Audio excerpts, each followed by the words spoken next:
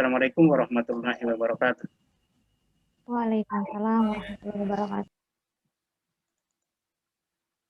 Ya, saya ingin menjelaskan tentang penelitian tindakan kelas.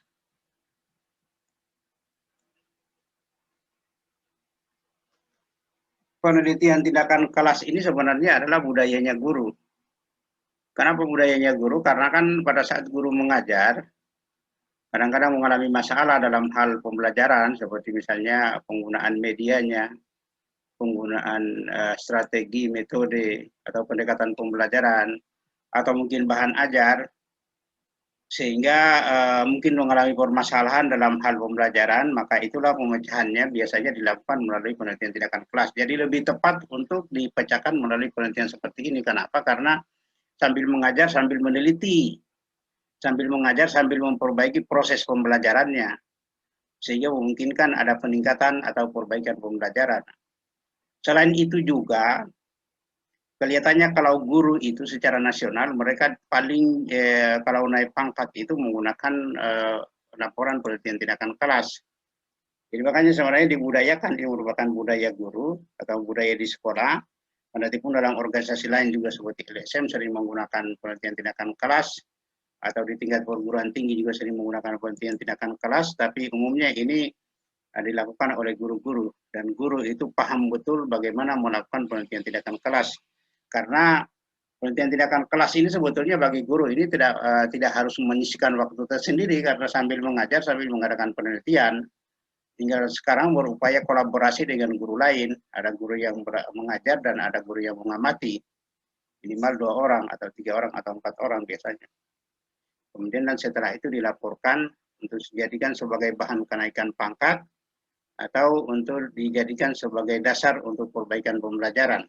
Makanya paling cocok digunakan oleh guru di kelas. Itu penelitian tindakan kelas. Kemudian coba kita lihat di sini apa itu penelitian tindakan kelas dan apa bedanya dengan penelitian pada umumnya. Apa perbedaan antara penelitian tindakan kelas dengan penelitian formal. Di sini saya coba buatkan perbandingan paradigma antara penelitian positivisme, kemudian penelitian interpretif atau post-positivisme, dan penelitian kritikal atau action research. Critical action research. Kalau paradigma dari segi metode, maka penelitian saintifik atau positivisme itu sama dengan penelitian kuantitatif. Dia pendekatannya adalah menggunakan pendekatan atau metode saintifik atau metode ilmiah. Kalau interpretif ini atau penelitian kualitatif atau post-positivisme, dia adalah hermeneutic social inquiry atau kajian makna sosial, penemuan makna sosial. Kemudian kalau kritikal itu dia adalah action research atau penelitian tindakan atau penelitian tindakan kelas. Kemudian kalau dilihat dari paradigmanya, untuk penelitian positivisme atau penelitian kuantitatif, dia termasuk penelitian eksperimen atau penelitian survei, eksperimental survei. Kalau yang penelitian kualitatif atau interpretif ini adalah dia observasi of social situation, jadi pengamatan situasi sosial. Kalau dia adalah kritik terhadap kondisi-kondisi, misalnya kalau dalam hal pembelajaran, dalam hal LSM misalnya untuk kegiatan tertentu, atau misalnya dalam hal perusahaan untuk pabrik sesuatu bahan misalnya, menguji cobakan suatu model atau strategi atau teknik untuk meningkatkan produksi, biasanya itu masuk kategori action research. Kemudian dari segi penelitian atau pencarian, kalau penelitian positivisme atau penelitian kuantitatif itu adalah causal explanation universal law. Dia adalah hubungan kausal, penjelasan hubungan kausal. Kalau ini adalah memahami makna, kalau penelitian kualitatif. Interpretif ini kualitatif ini. Memahami makna. Kalau ini dia merubah emansipasi. change emancipation kalau ini. Jadi perubahan kegiatan pembelajaran atau perubahan emansipasi dan seterusnya. Emansipasi ini istilah yang biasa digunakan dalam penelitian tindakan dalam hal penelitian sosial. Dan kemudian kalau terkait dengan paradigma position of research, posisi peneliti adalah kalau dalam penelitian kuantitatif itu posisi penelitinya netral. Kalau ini, kalau penelitian interpretif ini atau penelitian kualitatif ini adalah dia harus menyatu dengan situasi sosial, dia tidak bisa netral. Kapan dia netral tidak bisa menemukan data, maka dia harus betul-betul memahami dan harus betul-betul berada dalam situasi sosial. Itu baru kemudian dia bisa mengumpulkan data. Kalau critical research atau action research itu dia harus berpartisipasi. Dia sebagai agen perubahan. Maksudnya memang dia pelaksananya, partisipannya. Dan dia sebagai agen perubahan. Dia yang melakukan perubahan. Dia yang melakukan penelitian dan penelitian itu bertujuan untuk perubahan. Kemudian dari segi sphere of applicability-nya, kalau dalam hal positivisme itu dia kan bersifat mencari generalisasi atau kesimpulan secara umum, tapi dengan menggunakan sampel yang acak atau random. Kalau di sini biasanya kalau dalam penelitian kualitatif ini atau post-positivism ini memang yang kita pahami bahwa dia sangat sulit untuk digeneralisasikan secara umum. Malah dia sifatnya kasus, hanya berlaku pada subjek penelitian atau informan penelitian, dan dia sangat sulit untuk digeneralisasi atau disimpulkan secara umum. Kalau ini efek dari perubahan, it may be confined to the participant. Kalau ini perubahan yang dilakukan dalam penelitian tindakan itu sebenarnya hanya merupakan kebutuhan dari partisipan itu sendiri. Ini juga agak-agak sulit untuk digeneralisasi secara umum. Biasanya kalau penelitian tindakan kelas ini hanya berlaku pada lokasi penelitian.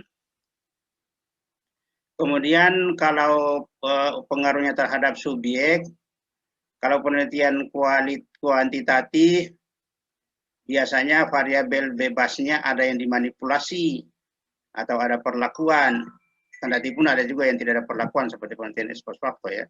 Tapi kalau ada eksperimen berarti ada variabel manipulasi. Biasanya variabel manipulasi itu adalah variabel bebas. Kemudian dilihat dampaknya terhadap variabel terikat. Itu disebut sebagai variabel atau penelitian eksperimen.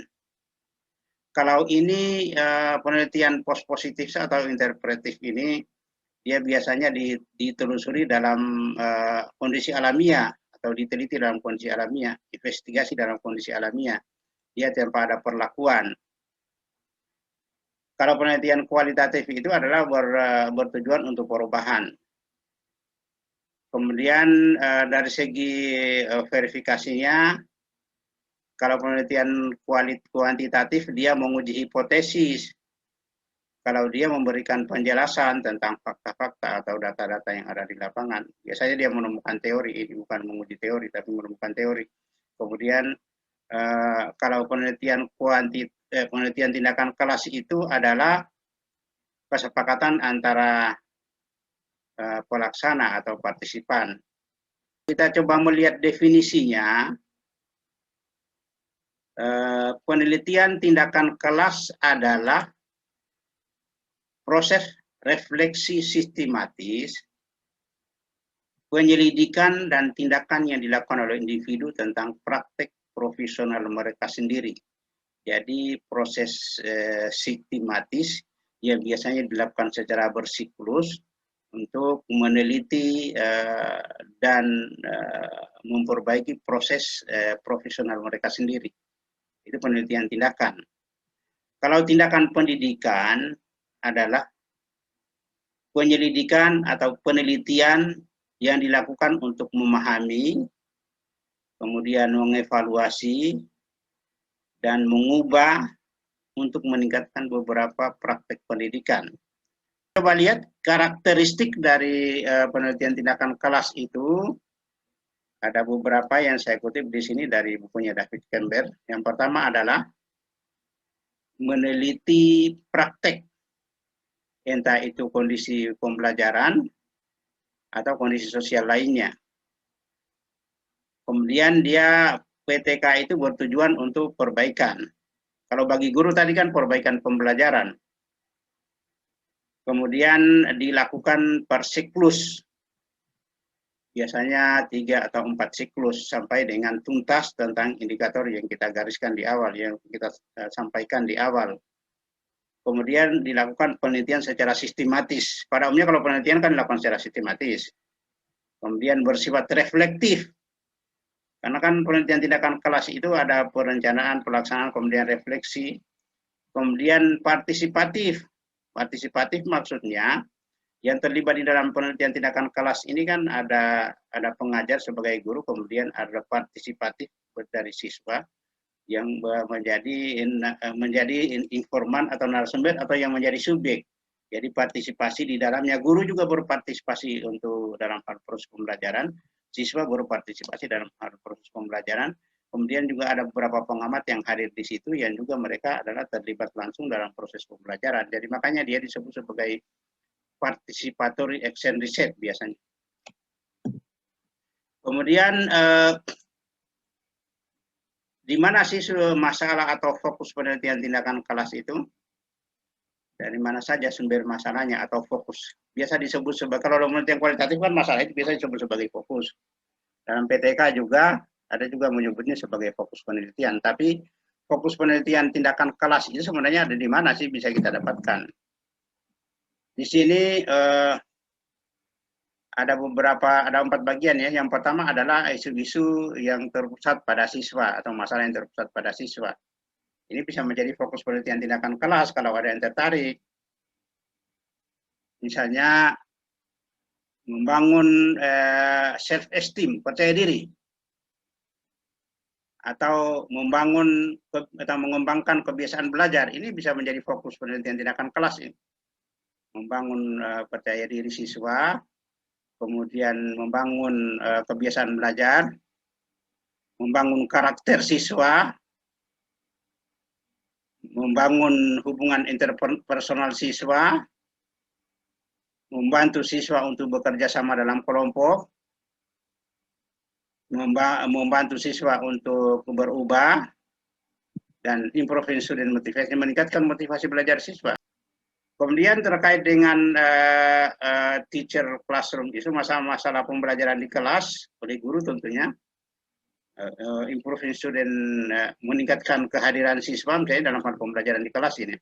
Meningkatkan kehadiran siswa, jadi ada siswa yang malas terus diperlakukan bagaimana cara meningkatkan kehadirannya. Kemudian mengendalikan atau mengelola konflik antar siswa, atau misalnya juga bimbingan terhadap siswa. Kemudian membantu siswa untuk mengelola emosi kuat. Kemudian pembelajaran yang menantang terhadap siswa. Kemudian menangani persoalan disiplin dalam pembelajaran. Kemudian menangani komplain student. Komplain itu keluhan dari siswa-siswa. Ini terkait dengan pembelajaran di kelas. Kemudian terkait dengan isu sekolah, masalah-masalah yang terkait dengan sekolah. Mungkin terkait dengan masalah keuangan misalnya. Kemudian apalagi meningkatkan keterlibatan orang tua siswa dalam pembelajaran. Kemudian meningkatkan organisasi, meningkatkan kepemimpinan misalnya dalam sekolah, mengembangkan teamwork, kemudian mengembangkan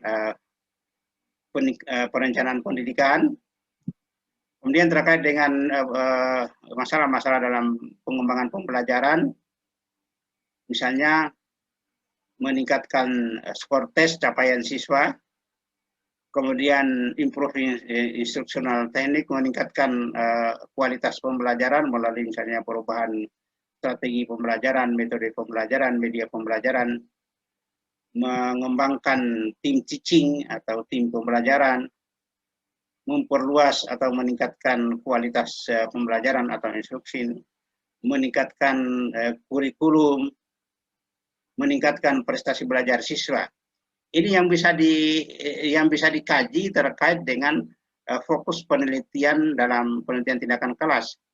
Nah, sekarang begini, ini fokusnya ini kan selama ini kan yang kalian pahami itu hanya teman-teman kalian yang dipahami itu hanya meningkatkan hasil belajar. Padahal sebetulnya itu ada beberapa bagian yang mungkin bisa dikelola, yaitu terkait dengan isu-isu yang terpusat pada siswa, isu-isu yang terpusat pada pembelajaran di kelas, isu-isu yang terpusat pada sekolah, dan isu-isu yang terpusat pada pengembangan pembelajaran. Cukup banyak di sini yang bisa dikaji. Silakan nanti bisa diterjemahkan sendiri, kemudian carilah isu yang mau dipersoalkan dalam penelitian tindakan kelas. Sekarang setelah ditemukan isu-isu ini, tinggal dicarikan perlakuannya, apa yang mau diperlakukan. Misalnya meningkatkan improving student achievement atau meningkatkan prestasi belajar siswa melalui penerapan penerapan model pembelajaran jigsaw. Jadi isunya atau variabel Y-nya ini semua ada 4 bagian, ini tinggal dipilih. Kemudian nanti tugasnya kalian adalah tugas kita sebagai seorang peneliti, kalau kita sudah menemukan masalah begini, tinggal kita carikan perlakuan. Ya, perhatikan di sini bahwa sebelum kita melakukan penelitian tindakan, terlebih dahulu kita mengidentifikasi persoalan-persoalan yang kita dapatkan di lapangan.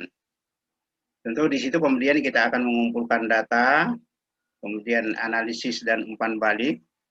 Setelah kita menemukan analisis dan umpan balik, tentu kita akan membuat perencanaan sesuai dengan data-data yang kita kumpulkan di awal tadi. Kita membuat perencanaan, kemudian kita melaksanakannya, taking action atau implementasi perencanaannya. Setelah itu kemudian evaluasi dan follow up tindak lanjutnya. Ini secara berkesinambungan, berlangsung terus-menerus sampai sekian kali. Jadi di awal dari pernyataan masalah, kemudian pengumpulan data, kemudian analisis dan feedback. Setelah kita buat analisisnya dan feedbacknya, kemudian kita dapatkan fokus penelitiannya, kemudian kita bikin perencanaannya. Setelah itu kita terapkan actionnya, kemudian kita mengamati, refleksi, evaluasi, dan tindak lanjut. Jadi kegiatan-kegiatan yang kita lakukan dalam penelitian tindakan kelas. Beberapa pertanyaan sebagai kontrol dalam siklus penelitian tindakan kelas di sini. Ini dikemukakan oleh Mike Niff dan Lomax. Yang pertama adalah, apa fokus penelitian kita? Ini harus kita jawab ini. Mengapa Anda memilih masalah tersebut sebagai fokus penelitian? Kenapa itu yang dijadikan sebagai fokus penelitian? Yang pertama, setelah kita mengidentifikasi persoalan yang kita temukan sehari-hari, kemudian kita coba menemukan fokus penelitiannya. Kalau kita sudah memilih fokus penelitian, sekarang pertanyaannya adalah, mengapa kita memilih itu sebagai fokus penelitian? Kemudian, apakah yang telah dilakukan peneliti lain untuk memecahkan masalah tersebut? Ya, ini perlu sekali untuk kita kaji. Biasanya di latar belakang kita tulis. Jadi ada alasan kita untuk memilih fokus penelitian tersebut, tetapi sebelum itu juga harus kita pastikan bahwa memang fokus itu bisa dipecahkan. Dan dia menjadi sangat penting untuk dipecahkan, untuk memecahkan masalah terkait dengan praktik pembelajaran yang kita lakukan. Setelah kita memfokus ke di situ, kemudian kita cari juga sumber pendukungnya, kajian penelitian relevannya. Bagaimana orang memecahkan masalah itu di lapangan.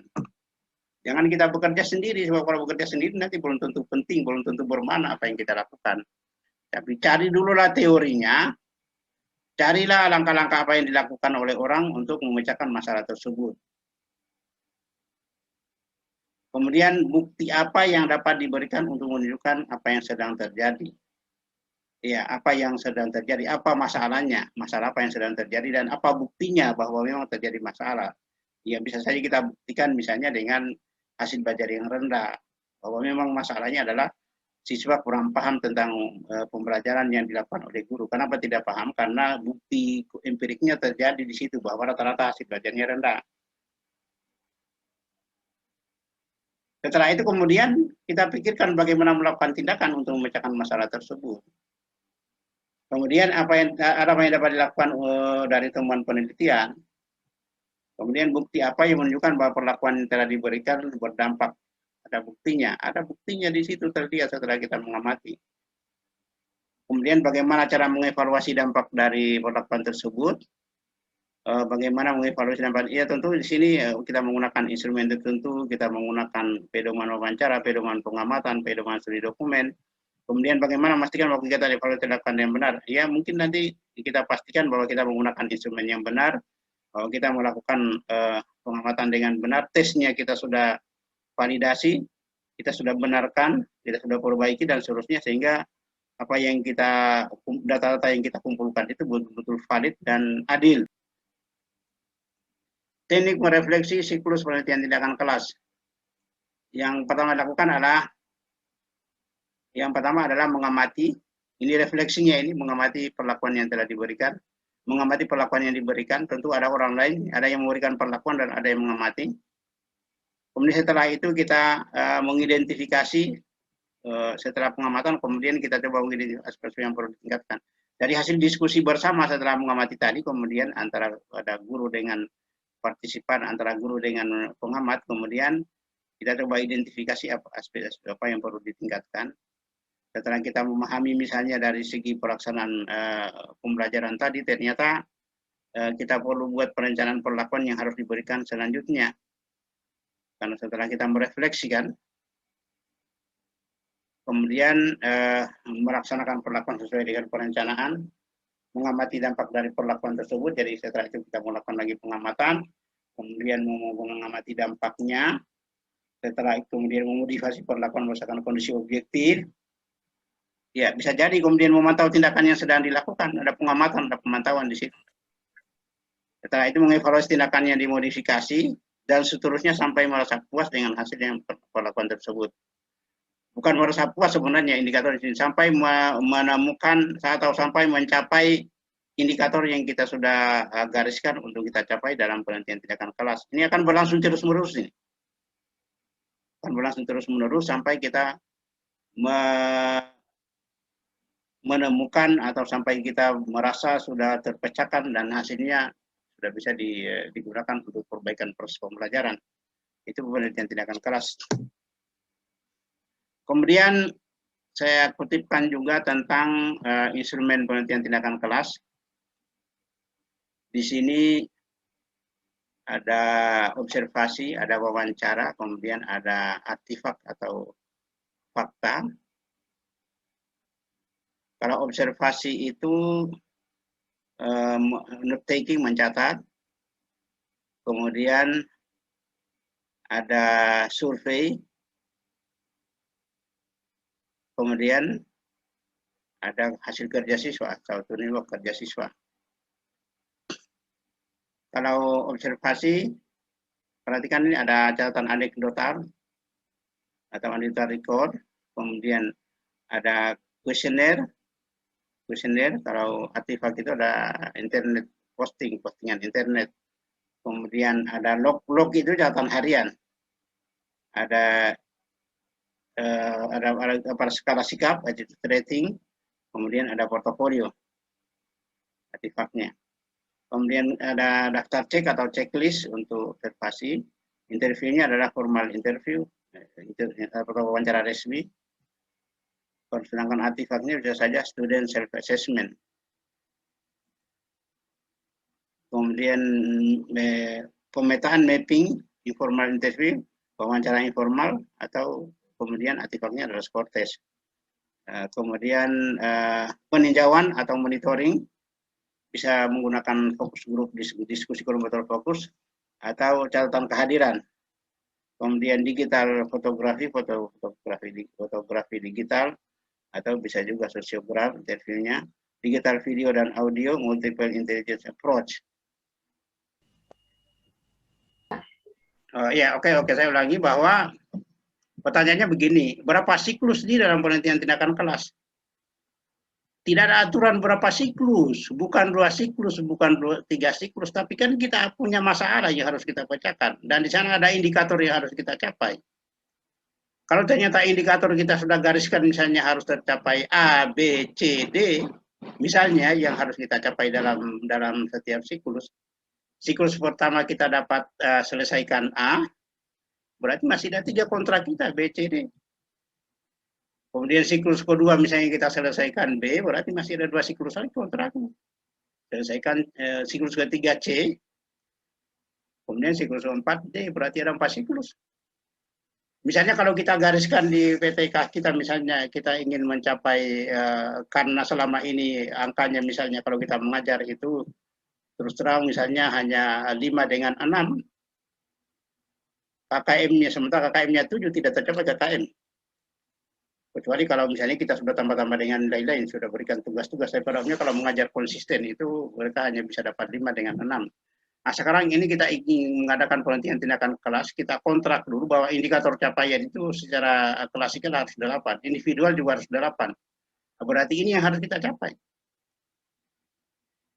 Jadi kontrak kita adalah ketuntasan secara klasikalnya 60, individualnya 80 misalnya klasikalnya, individualnya juga 80. Maka sekarang kita mulai bekerja, kita merencanakan tindakannya. Perencanaan ini adalah sesuai dengan persoalan yang kita hadapi. Kita buat plan-nya, perencanaannya. Apa yang harus kita lakukan, kita bikin RPP-nya, kita bikin silabusnya, kita bikin instrumen evaluasinya, kemudian kita lakukan pembelajaran. Mengajar mengacu pada, kalau misalnya kita memilih model pembelajaran, berarti sintak dari model pembelajaran itulah yang menjadi acuan kita untuk bekerja pada siklus 1. Jadi kita buat RPP sesuai dengan sintak, atau RPS sesuai dengan sintaks model pembelajaran itu, kemudian kita lakukan pembelajaran di kelas. Ya, setelah ada perencanaan tadi, tentu kalau dalam pembelajaran yang kita rencanakan ya bahan ajarnya tentunya, kemudian silabusnya, kemudian RPP-nya, kemudian instrumen evaluasinya. Setelah itu kemudian kita mengadakan tindakan. Setelah kita mengadakan tindakan, perlakuan beberapa kali, kemudian kita observasi ini kemudian kita refleksi, kita adakan diskusi dengan tim kita. Kalau tadi kita melibatkan beberapa guru, tentunya setelah observasi, tentu hasil observasi dari guru atau pengamatan dari guru selama kita mengajar, kalau kita sebagai peneliti, kemudian terakhir nanti setiap siklus kita berikan tes, kemudian kita coba refleksi. Ya tentu guru-guru pengamat itu akan menyampaikan ke kita bahwa pada saat mengajar tadi masih kurang gini, sehingga sintak model pembelajaran yang kita pilih itu belum terlaksana dengan baik. Begitu juga di tingkat siswa misalnya, tingkat siswa juga ternyata mereka juga masih kaku dalam menafsirkan itu, sehingga pada saat kita suruh diskusi misalnya mereka kelihatannya tidak kompak dan ngomong sendiri-sendiri. Nah ini hasil refleksi inilah yang kemudian kita jadikan sebagai bahan perencanaan untuk siklus berikutnya yang kita bikin lagi rencananya. Terbukti misalnya setelah refleksi hasil pertemuan pertama yang kita targetkan itu 8 misalnya, ternyata baru kita dapat 5,5 rata-ratanya, sehingga berarti kan belum berhasil kita punya. Penyebabnya belum berhasil tadi karena proses pembelajarannya yang masih lemah. Setelah itu kemudian kita bikin lagi perencanaan, berarti yang kita rencanakan itu apa? Tentu sesuai kelemahan siklus 1. Yaitu perbaikan proses pembelajarannya harus kita perbaiki, manajemen kelasnya harus lebih kita tingkatkan, itu lebih kita aktifkan siswa. Misalnya kalau kita menemukan begitu, dalam proses diskusi setiap kelompok harus dibimbing betul-betul, kemudian semua siswa harus diaktifkan untuk terlibat dalam diskusi. Itulah kemudian yang kita jadikan sebagai action pada siklus berikutnya. Setelah kita mengajar misalnya dengan beberapa kali pertemuan sampai habis 1 KD, kemudian kita tes, observasi berlangsung secara terus-menerus tentunya dari awal pembelajaran sampai akhir, kemudian wawancara, kemudian tes lagi, baru setelah kita kumpul lagi di tempat lain untuk kita refleksi dengan tim kita. Nah, terlihat bahwa pada siklus kedua, ternyata apa yang kita tuliskan sebagai sintak dari model pembelajaran yang kita terapkan itu belum betul-betul terlaksana dengan baik misalnya. Guru juga mengajar kelihatannya masih terfokus di depan kelas dan jarang keliling untuk mengamati siswanya misalnya, sehingga nanti tidak kelihatan bahwa antara kolaborasi antara guru dengan siswa, kolaborasi antara kelompok siswa juga kelihatannya belum ada. Yang ada itu siswa masih aktif di kelompoknya masing-masing, misalnya kalau collaborative learning yang kita terapkan. Sehingga nanti ditunjukkan dengan hasil yang kita harapkan 8, tapi di sini masih 6,5, masih jauh. Setelah itu sesuai kelemahan pada siklus pertama kita bikin lagi perencanaan. Kemudian perencanaan itulah tentu dari segi RPP-nya, silabusnya, bahan ajarnya, medianya, dan seterusnya kita rencanakan sebagaimana layaknya kita mengajar di kelas. Kemudian hasil perencanaan itu kita actionkan lagi. Sambil kemudian pengamat kita mengamati, kemudian mengukur hasil belajarnya, kemudian mengadakan wawancara. Setelah itu kita refleksi lagi. Kemudian kita perhatikan bahwa kelihatan pada siklus ketiga itu siswa sudah bagus mengamati, sudah melakukan hampir semua atau 100% langkah-langkah dari pembelajaran yang kita actionkan tadi itu sudah diikuti oleh siswa. Guru juga kelihatannya sudah semakin mahir untuk mengajarkan model itu, sehingga sudah tidak ada celahnya untuk bisa kita salahkan. Tapi kenyataan setelah kita tes, hasil belajar siswa masih 7. Saya ulangi sekarang, ada pertanyaan begini. Misalnya tadi setelah siklus ketiga, ternyata kita rencanakan dan kita actionkan. Yang kita actionkan itu juga sudah terlaksana dengan baik karena kita semakin pengalaman, karena kita kan hanya menerapkan satu pendekatan pembelajaran. Pada saat action itu kelihatan oleh pengamat bahwa kita sudah semakin bagus, sudah tidak ada salahnya. Kemudian dari segi pelaksanaan juga, hasil pengamatan dari teman-teman yang mengamati kita juga sudah terlaksana dengan baik. Tetapi kenyataannya bahwa setelah dites, yang tadinya targetnya 8, sekarang masih kita dapat 7. Nah, pertanyaannya begini, apakah kalau proses itu sudah kita lakukan dengan tuntas, dengan baik prosesnya, tapi kemudian hasilnya belum tercapai sesuai dengan indikator yang kita inginkan, sekarang apakah masih kita lanjut pada siklus berikutnya? Pertanyaannya seperti itu. Saya ulangi bahwa semua proses sudah terlaksana dengan baik, siswa sudah memahami, sudah mereka diskusi dengan baik, sudah bekerja dengan baik, guru juga sudah mengajar 100% bagus, sudah sesuai dengan langkah-langkah pembelajaran atau sintak yang kita gariskan. Tapi begitu kita ukur hasil belajar akhirnya, hasil akhirnya baru 7. Tadinya targetnya 8. Pertanyaannya, apakah masih kita lanjut ke siklus berikutnya? Nah, sekarang pertanyaan saya tanya kembali, apakah apa yang dilakukan, apa yang mau dilakukan pada siklus berikutnya? Mau bikin apa lagi? Mau bikin model baru? Kan modelnya kita sudah ikuti semua, pendekatan pembelajaran kita sudah ikuti semua. Langkah-langkahnya sudah 100% jalan, siswa juga 100% mengerti. Tapi hasilnya masih 7, belum 8. Kalau kita mau lakukan untuk siklus berikutnya, kita mau bikin apa lagi? Apalagi yang kita mau perbaiki? Kan proses yang diperbaiki dalam penelitian tindakan kelas ya. Sehingga kalau sudah kondisinya begitu, ini perhatikan, ini kesalahan orang yang di sini. Kalau kondisinya sudah begitu, berarti sudah tidak ada yang bisa kita perbuat, kecuali kalau kita ganti model. Tapi apa mungkin dalam satu PTK kita uji cobakan 2 pendekatan atau 2 model atau 2 media? Tidak mungkin. Tidak mungkin. Nah, sehingga kalau kondisinya begitu, berarti kita sudah tidak ada lagi siklus berikutnya, tetapi kita tinggal laporkan saja bahwa kalau untuk menyelesaikan masalah begini dengan target begini, jangan gunakan cara ini, karena terbukti saya sudah lakukan 3 siklus, kenyataannya belum tuntas. Yang menjadi masalah di lapangan adalah begitu 2 siklus tuntas. Ini yang sangat memalukan sebenarnya dalam penelitian tindakan kelas. Semuanya, selama saya mengunjungi penelitian tindakan kelas entah di mana saja, semuanya kalau sudah 2 siklus sudah tuntas. Jadi kayak diada-adakan, kayak ada kebohongan di situ. Padahal kan tidak begitu. Tidak harus tuntas. Tahu masalah itu kan masalah serius yang kita alami selama ini. Apakah perlakuan kita atau model atau strategi atau media yang kita dapatkan itu begitu powerful sehingga 2 siklus sudah harus tuntas? Kan kayak ada tidak masuk akalnya, tapi itu diada-adakan. Tidak harus tuntas. Kalau kita sudah lakukan 100%, tadi saya ulangi, kalau kita sudah lakukan prosesnya 100%, siswa 100% sudah paham, nilainya juga sudah 100. Kemudian guru juga sudah dia ikuti 100%, sudah tidak ada yang kurang, tapi hasil belajarnya yang merupakan target kita masih 7, maka sudah tidak ada yang bisa kita buat. Kita mau perbaiki apanya? Tidak ada perlu diperbaiki lagi, maka berhentilah di situ. Apa yang harus kita lakukan? Ya sampaikan ke orang lain. publikasikan bahwa kalau untuk menyelesaikan masalah begini dengan target seperti ini tidak cukup ampuh untuk mendapatkan nilai 8.